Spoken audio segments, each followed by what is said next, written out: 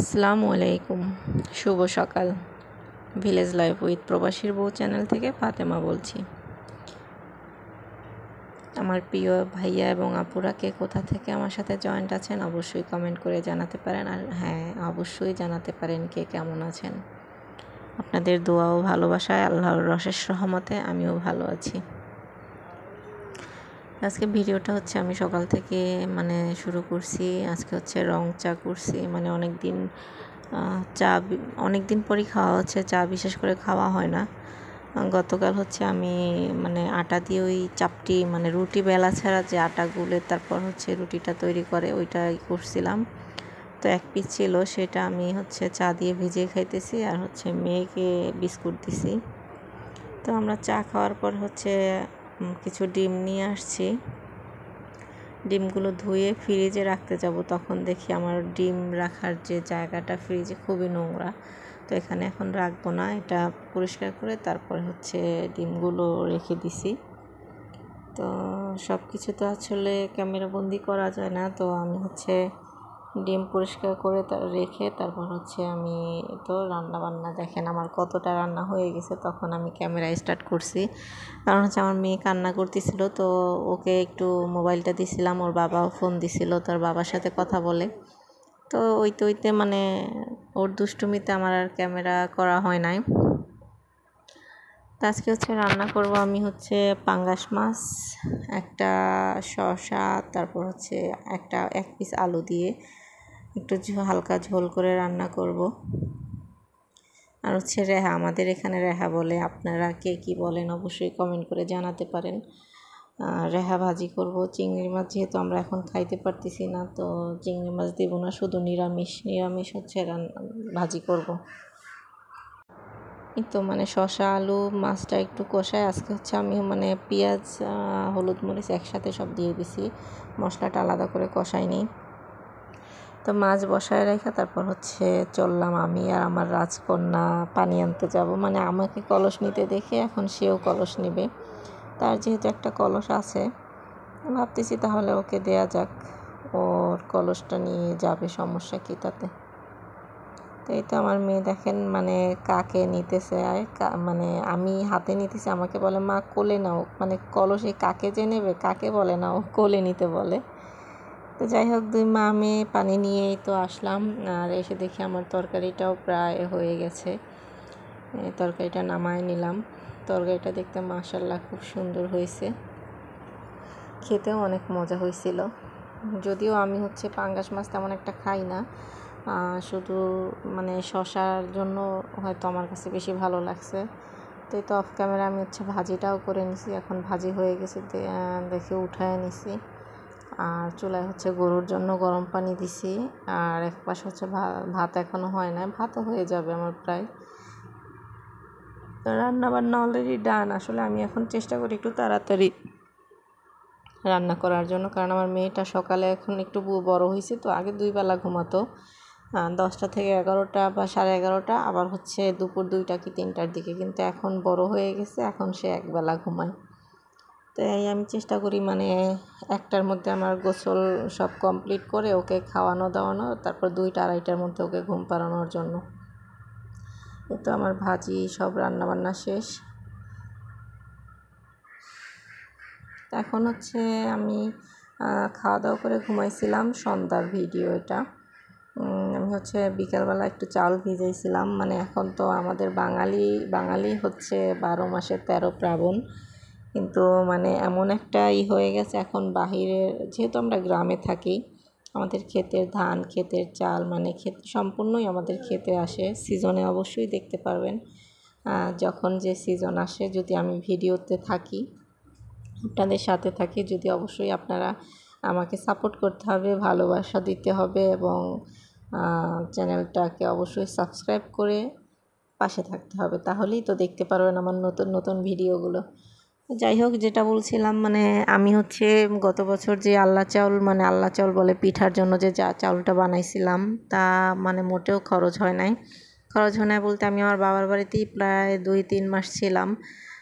তারপর এতে আর মেয়ে নিয়ে ছোট মেয়ে, যেহেতু পিঠা তেমন তৈরি করা হয় না, তো এখন ভাবতেছি যে তালের পিঠা করব। তো আমি চালটা যদি গুঁড়ি করে রাখি তাহলে মানে পিঠা খাইতে একটু সুবিধা হবে।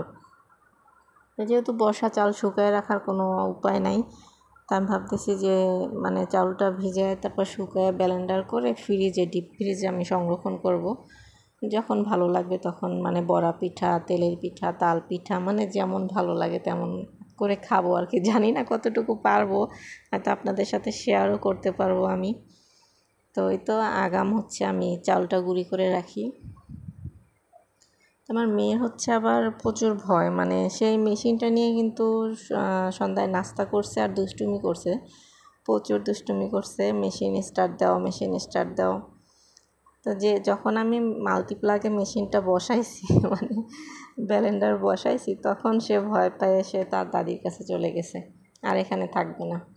আমার হচ্ছে মাল্টিপ্লাগটা মেয়ের জন্যই আমি হচ্ছে এই খাটের চিপায় রাখছি, যাতে ও না নিতে পারে, না ধরতে পারে। ওর হচ্ছে প্রচুর কারেন্টের তার, মানে এগুলোর নেশা। ও লাইট অফ করবে, অন করবে। আমার যে বেড সুইচটা আছে ওইটা, তো ওইটাও আমি বাধ্য হয়ে উপরে উঠায় রাখছি। এখন আর বেড সুইচ বেডে রাখতে পারি না আমি, মেয়ের জন্য উপরে রশির সাথে বেঁধে রাখছি। তো এই পর্যায়ে আমি আমার প্রিয় ভাইয়া এবং আপুদের উদ্দেশ্যে একটা কথাই বলবো, আমার ভিডিওটা যদি আপনাদের ভালো লাগে তাহলে প্লিজ লাইক দিয়ে ভিডিওটা জুড়েই থাকবেন, কন্টিনিউ করবেন পুরো ভিডিওটা। আর হ্যাঁ, অবশ্যই চ্যানেলটা সাবস্ক্রাইব করে পাশে থাকা বেল আইকনটি বাজিয়ে দেবেন, যাতে করে হচ্ছে আমি নতুন কোনো ভিডিও আপলোড করার সাথে সাথে আপনাদের কাছে পৌঁছে যায় এবং সময় সুযোগ করে আপনারা দেখে নিতে পারেন।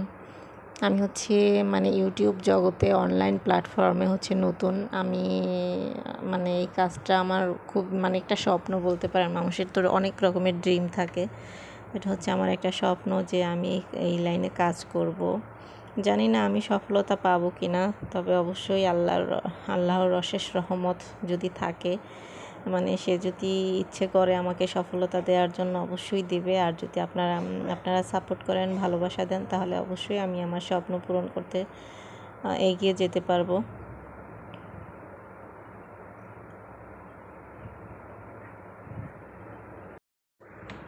আমি হচ্ছে আজকে হচ্ছে এই যে মানে গুঁড়ি করে রাখবো, তারপর হচ্ছে তাল এনে তারপর মানে তাল পিঠা খাইতেও অনেক ঝামেলা। তাল আনো, ছোলা ছিল, তারপর ভিজায় রাখো, ডলো, মানে তালের পিউরিটা বের করো, জাল দাও, মানে অনেক ঝামেলা।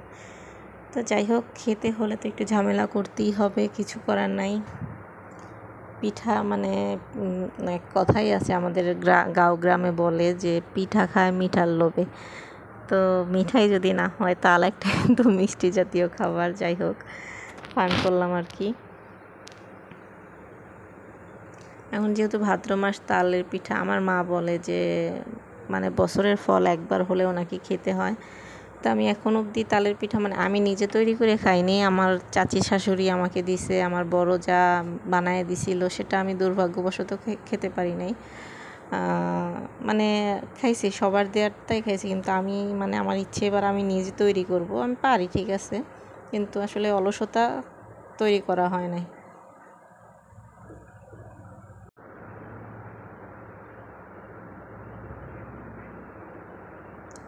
যে কোনো কাজে হঠাৎ করেই সফলতা আসে না। আমার প্রিয় ভাইয়া এবং আপুরা যদি অবশ্যই সাপোর্ট করেন, ভালোবাসা দেন, তাহলে অবশ্যই সফলতার মুখ হয়তো আমিও কোনো একদিন দেখতে পারবো। জানি না সেটা আদৌ সম্ভব কি না, কারণ আমার ভিডিওর কোয়ালিটি হয়তো ভালো না, কারো ভালো লাগে না, তাই হয়তো কোনো ভাইয়া এবং আপুরা লাইক কমেন্ট শেয়ার করেন না।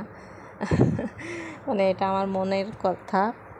মানে হ্যাঁ, আমি দেখি আমার ভিডিওটা মাত্র হাতে গোনা কয়েকজন মাত্র দেখে, আর আমি যেহেতু শুরুও করছি মাত্র অল্প দিনেও, তারপরেও কিছু কিছু মানে ব্লগার আপুরা মানে চাইলেই একে অপরকে সাহায্য করতে পারে, সহযোগিতা করতে পারে অবশ্যই, মানে সেটা যদি কারো মন থেকে অবশ্যই হয়। তাহলে আমি কিন্তু অনেকের ভিডিও দেখি, আমি যতটুকু সময় পাই, আমার যেহেতু ছোটো বেবি আছে, সংসার আছে, সব কিছু সামলিয়ে যতটুকু পারি আমি কিন্তু চেষ্টা করি। আমার এই তো অলমোস্ট মানে সবগুলোই চাল গুঁড়ি করা শেষ। এখন হচ্ছে আমি মানে কাঁচায় নিতেছি বাটাগুলোর মধ্যে যেগুলো আছে। আসলে আমি চেলে নিইনি, কারণ এটা দিয়ে বেশিরভাগই আমি বানাবো ওই যে সকালে রুটির পরিবর্তে যে চাপটি বলে, ওই চাপটিটা মানে আমার হচ্ছে চালের গুঁড়ির চাপটিটা অনেক মজা লাগে। রুটির ওইটা তো একদম নরম, আর এটা একটু হালকা শক্ত শক্ত হয়, এটা খেতে খুব ভালো লাগে। তো আমার নিয়ত হচ্ছে পিঠা করব আর সকাল সকাল ওইটা একটু করে খাইলে ভালো হবে। তো আমি তো গুঁড়িটা একটু মেলে দিতেছি, কারণ যেহেতু মেশিনে কোটা হয়েছে, একটু ঠান্ডা হলে তারপর আমি ফ্রিজে সংরক্ষণ করব। তো সবাই ভালো থাকবেন, সুস্থ থাকবেন, আল্লাহ হাফেজ, আসসালামু আলাইকুম।